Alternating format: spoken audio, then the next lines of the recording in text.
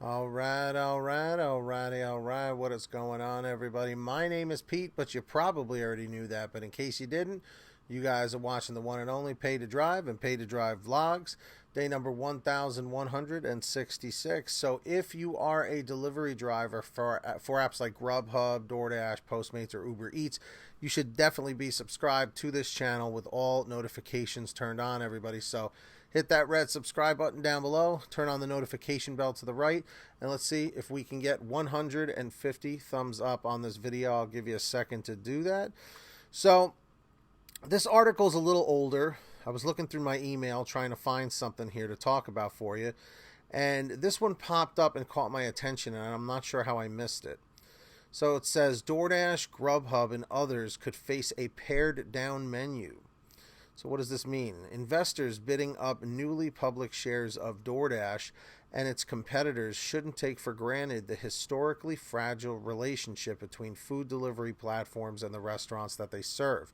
While it's unclear just how sticky eaters' business will be on delivery apps once the coronavirus pandemic ends, their loyalty could in many cases depend upon whether favorite restaurants stay around. That is hardly a guarantee. Delivery platforms have been essential to the survival of many restaurants this year, bringing them business even while their dining rooms have remained closed down.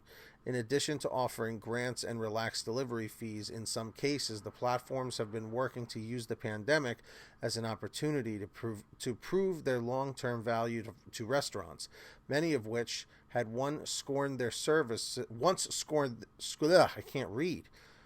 Which had once scorned their services because of high commissions or questionable business practices. There is no question delivery players have won over lots of new restaurants for now. This is evidenced by big increases across platforms and partnered restaurants, or those with which platforms. It's a lot of tongue twisters here. Or those with which platforms have an agreement to offer their goods to consumers. In the first 9 months of the year, for example, regulatory filings show Grubhub added approximately 90,000 partnered restaurants, or 37% of the total number it had as of September 30th. Uber Technologies said in its third quarter report that Uber Eats grew active partnered restaurants by 70% year over year. DoorDash similarly seems to have added something like 50,000 merchants in the several months before its initial public offering filing alone. And although its early growth may have been in part fueled by facilitating deliveries without prior consent of restaurants, according to D.A. Davidson analyst Tom White, DoorDash now says partner merchants account for nearly all the platform's gross order value. But attrition could be coming. Some of this year's restaurant growth seems to have come courtesy of local regulators who have enacted temporary caps in many geographies on commissions that platforms can charge for their services. Some caps, including those in major cities such as New York City and San Francisco, are well known by investors, but the details of each individual regulation are more esoteric. Philadelphia's ordinance, for example, is particularly tough on delivery platforms, capping delivery fees at 10% of the purchase price of an online order. Everybody still with me? I know this is kind of a longer article here. If you're with me, say, "We're with you, Pete." See, nobody said it. Also underappreciated are caps in smaller metro areas and suburbs, which have increasingly popped up. Earlier this month, Berkeley, California, for example, lowered its commission cap on delivery fees to 10% from a previous cap of 15%. Before the pandemic, delivery platforms frequently charged restaurants up to 25% or more in total fees. These caps are set to expire at various times once restaurants reopen and the pandemic has eased. At that point, it is likely that delivery platforms, which haven't put up consistent profits this year, will hike commissions back up.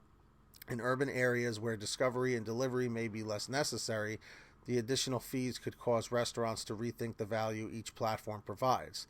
That could put platforms such as Grubhub and Uber Eats, which have a stronger presence in Tier 1 cities, at greater risk. DoorDash's chief financial officer, Prabir Adarkar, said he believes its platform has demonstrated its worth to merchants amid the pandemic, acting as a lifeline to many of them.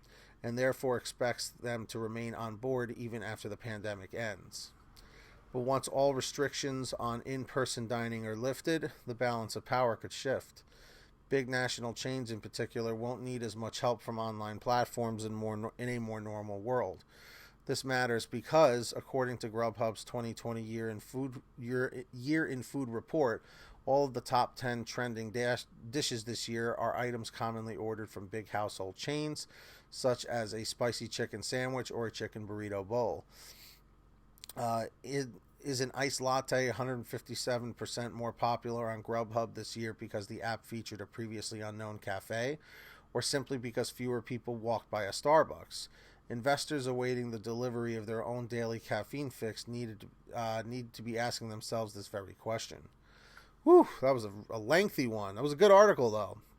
So, what do we feel about this, everybody? Do you feel that this is something that's definitely going to happen as the pandemic eases up, that more people will be dining in again? I definitely think it's possible that delivery could slow down pretty drastically, especially now that they're able to put the fees back up.